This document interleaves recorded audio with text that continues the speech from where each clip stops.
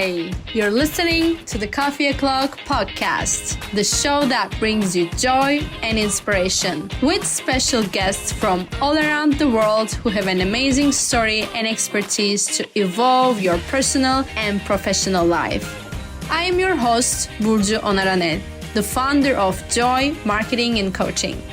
Make sure you grab your coffee and get ready to explore new ideas. Let's get started. Hello, everyone. Coffee O'Clock. Cheers. My beautiful guest, Ashleigh Jackson here. She is a licensed mental health counselor at Healing Experiences, LLC, and she's also a certified sex therapist. Today, we are going to talk about the importance of keep moving forward in life. Ashleigh, welcome. How are you? Good. Thank you so much. I'm actually great. I feel so excited to be here and to be speaking to your audience. And I just feel like we can learn so much from each other, women in business, and I just love supporting these kinds of ventures. Yes, same here. And our topic is very deep and very important. So I just want to delve in. But before I briefly introduce you, just saying your title, but can you introduce yourself to our audience? Who is Ashleigh Jackson and what do you do? Yes, awesome. Thank you. So I have been a licensed mental health counselor for about 12 years. I live in Florida and I have a young son. I'm a single mom.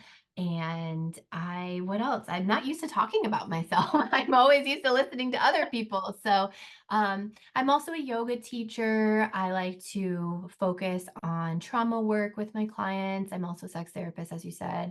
I'm really just a millennial mom, working mom, business owner, just running life in the chaos.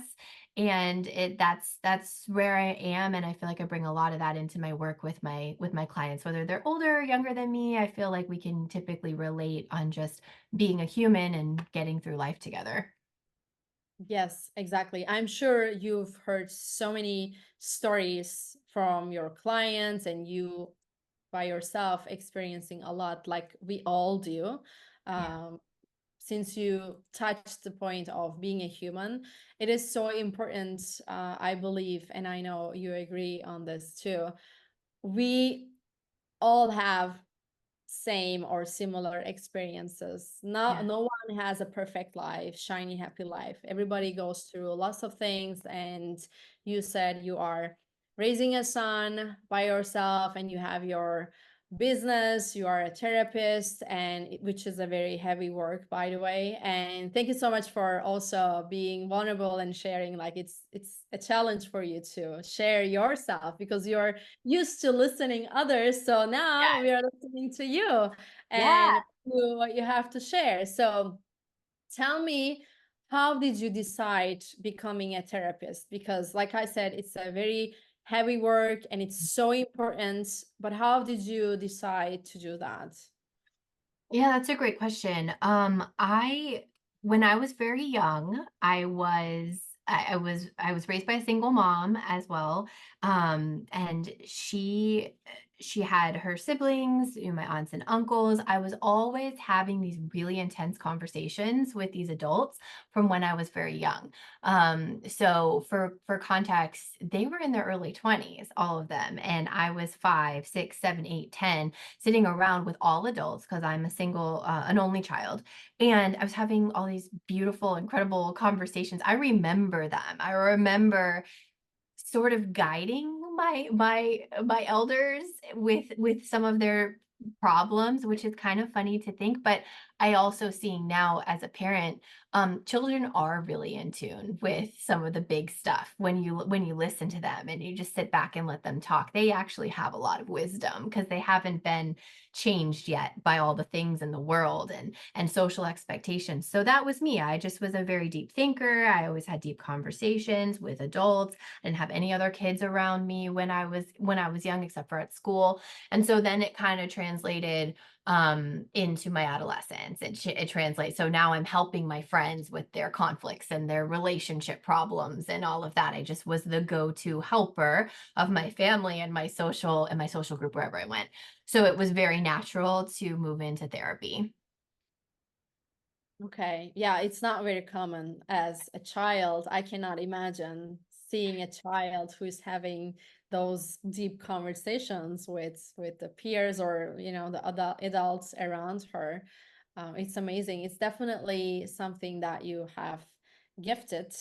You have a gift, and now you're sharing it with people. And tell us, with my audience, what was your biggest shift in your life that really changed your Mhm. life and you started thinking, we as a human, we need to keep going in our lives? What was your biggest life challenge? I mean, there's so many, but I have one that sticks out the most. So when COVID started, I would say that was my big life-changing event that sort of showed me that life can sort of split apart very quickly.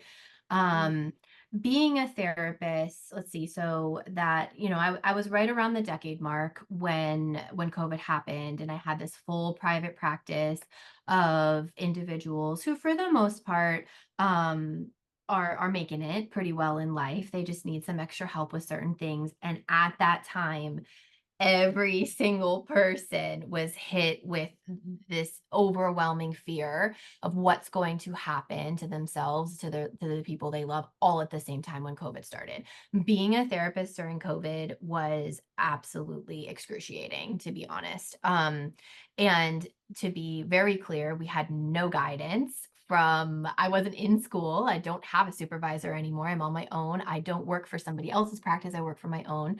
So there was zero guidance. I didn't know what to do. I just, all I could do was kind of go back to that experience that I had as a child, where I was trying to just ground into whatever sense of safety, whatever sense of wisdom, wherever that comes from. And I couldn't problem solve for anybody. I could just literally just say, like, I'm here with you, I'm experiencing it as well.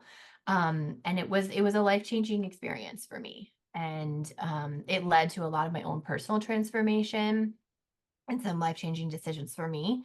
And Mhm. I just realized, okay, life could end at any moment. I should probably be living a life that's a lot more enjoyable than what I was in.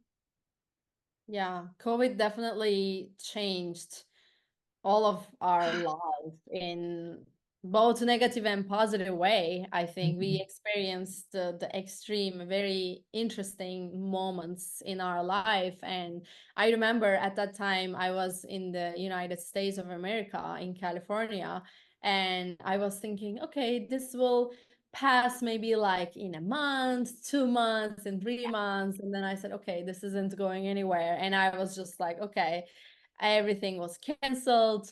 Yeah. I couldn't go back home to see my parents. Of course, there was so many of conflicts, so it's definitely changed a lot. So many people, so many businesses Mhm. and corporates. And Mhm. now I think the best part from COVID is this this Zoom Agreed. connection. I think this is the Agreed. thing Yes. ever happens to everyone in the world. Before, there were Zoom meetings, of course, but we weren't really like Mhm. expanding it and finding the Mhm. benefits of it. And Mhm. what is your, this was the best thing happened to me after COVID? What is yours? Well, it might not sound like it on the surface, but for me, that was to make the decision to get divorced.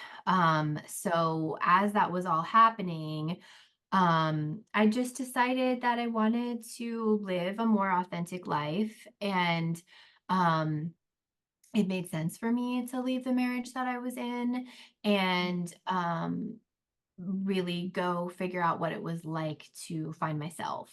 Since I had been the emotional support for everyone around me all the way through my whole journey since childhood, right? I didn't do a lot of my own living. Mhm. And COVID really inspired me that I needed to go out and I needed to live.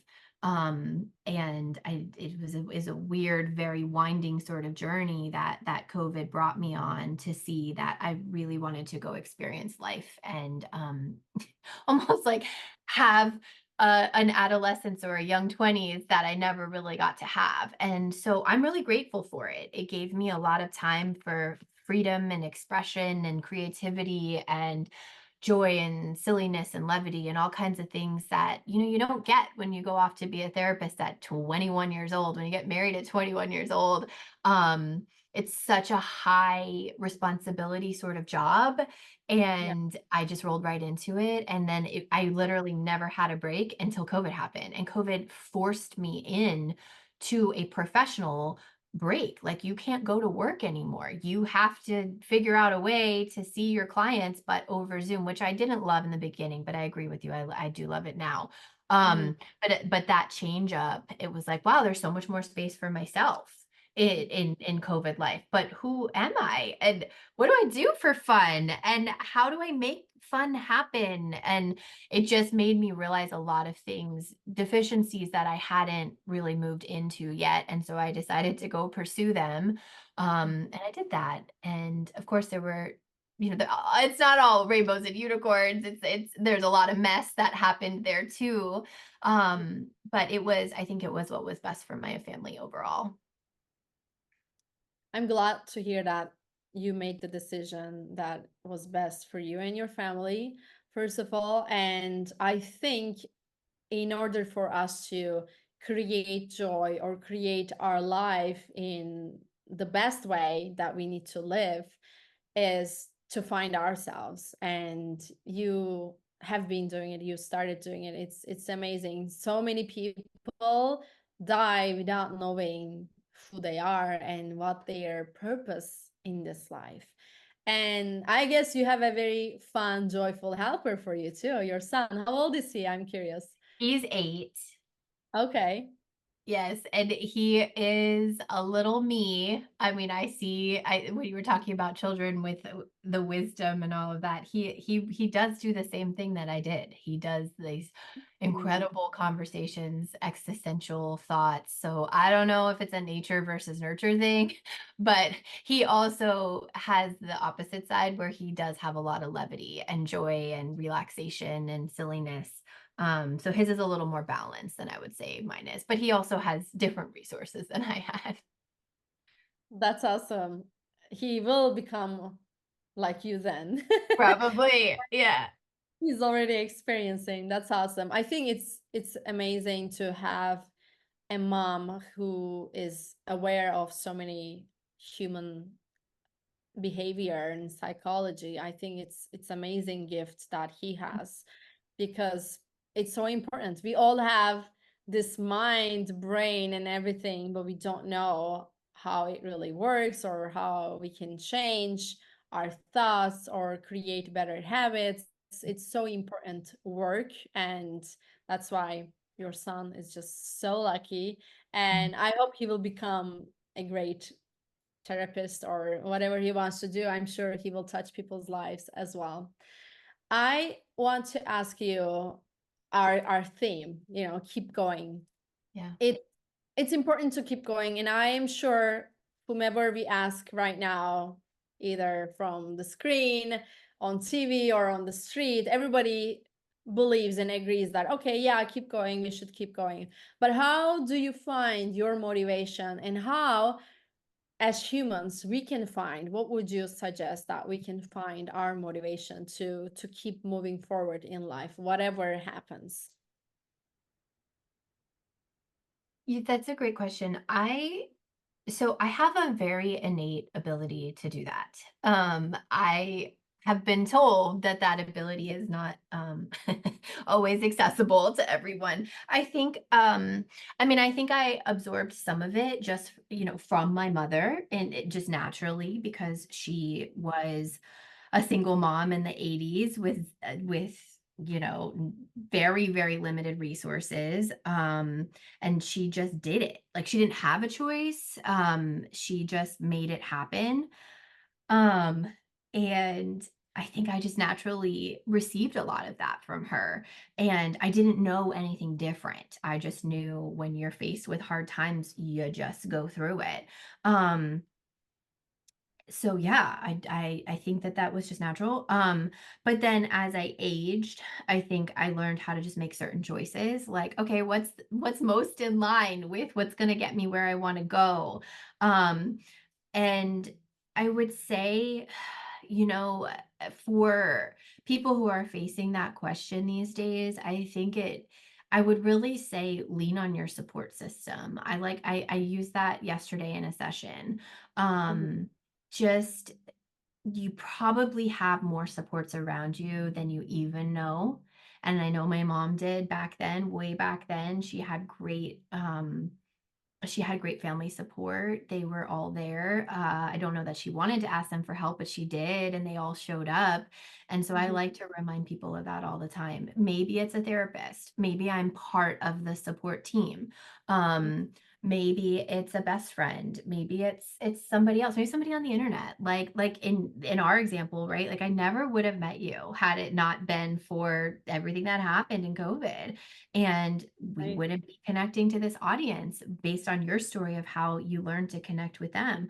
So I would say dig in and find who is possible in that network that you haven't discovered yet Mhm. and ask them, let them help you if they want to.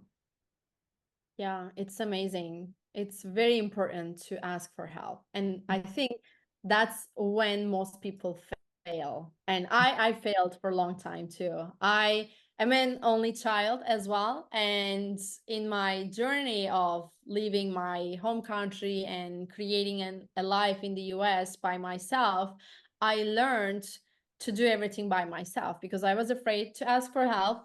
And then it just became my nature, and still sometimes I feel, sometimes guilty to ask for help, or sometimes I feel very uncomfortable, like I have to do it by myself. Why do I not know? Like I need to know this, I need to be able to do this.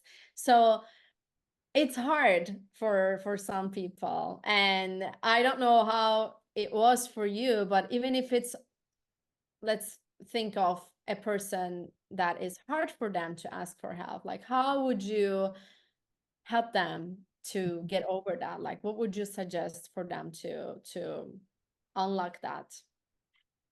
Um, well, I can't separate it from therapy, right? So I would ask therapy type questions to try to help uncover what is the block there, right? So, was there a time that you asked for help and you didn't receive it? That could be a trauma there. What would happen if you tried it differently this time? I would really try to get to the bottom of that with somebody if we're talking from a therapy sense, but again, I don't know how to ever turn that off. Mhm.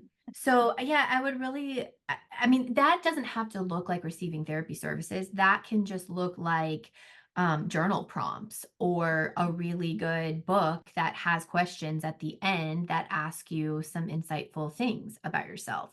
Um, and all of those things are good. Using some online software, like finding a really good open source somewhere that can help you figure that out. I think there's so many resources. I don't think it's just therapy, but getting to the heart of, why don't I want to let this person or people help me? Why do I feel like I have to do everything on my own? I was definitely in that place before COVID. I'm fine. I can do everything by myself. I'm the helper. I'm the supporter. I don't need any help. And I was like, oh, actually, I do need help. So trying to figure that out, if this is a very highly motivated person that is used to handling things by themselves, what would happen if you didn't for a day? Just if Mhm. you just allowed somebody else in. Yeah, those are very powerful questions. Like, what would happen if you did? What would happen if you didn't? So, Yes. discovering what's on the other side. Great questions. Like you said, we talked about it. it's always life happens in life, and we are human, we go through stuff. Do you have any challenging events that are happening in your life right now or recently, and how do you cope with it? Mhm. Oh, that's a tough one. Yes, I feel like, ooh, as a therapist, things are constantly always unfolding in my own life, but again, I don't really have the space to talk about that in my job. That's not what we're here for. You don't want Mhm. clients coming and supporting their therapist. So I pretty much I'm a really closed book with my clients about things. But I recently listened to a podcast where one of the grandfathers of psychology was being interviewed, and he had just lost his wife. And he shared that he did tell people about it. He told his clients about it, and then he ended up doing even better work with his clients because he was able to connect with them through grief. And he almost exclusively only sees people going through grief right now, which I thought was very interesting.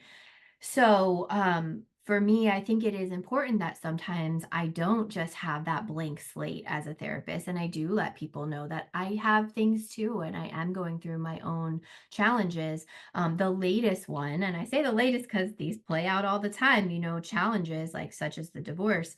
The latest one is my mom was recently diagnosed with breast cancer. And so that was very shocking when that happened. It came out of nowhere, as these kinds of diagnoses always do. And instantly, I think went into, okay, well, what do we do? How do we handle this? What's the course of treatment? And I'm so encouraged because she has a wonderful team. She has in Florida, Moffitt Cancer Society is one of the most reputable places in the South. And we were able to get her right in, and she's getting the treatment that she needs. It's being handled and taken care of. And I just have so much gratitude about how that's being handled. And on a personal level, it brings us a lot closer in our relationship. Being an only child, I'm the only one the only kid to handle. I don't have a sibling to talk about this with. So I talk about it with those who will listen to me. And I'm very, very happy with how it's been handled medically. But yeah, I'm going through it, and I still go to work because there's not a reality where you get bad news and then as a therapist you're like, I think it's not gonna show up today. That's not a real thing. So Well, thank you for sharing, and thank you so much for being very, how to say,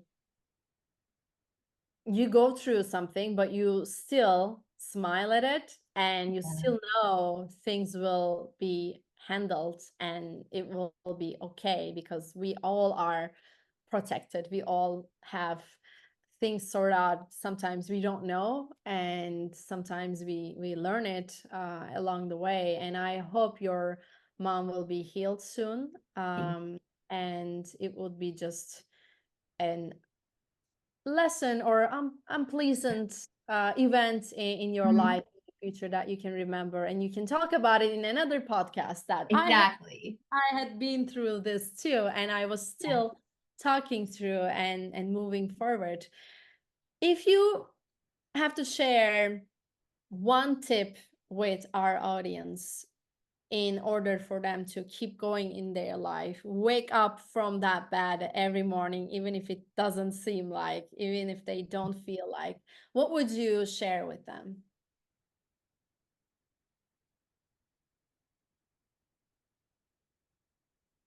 I would really say gratitude.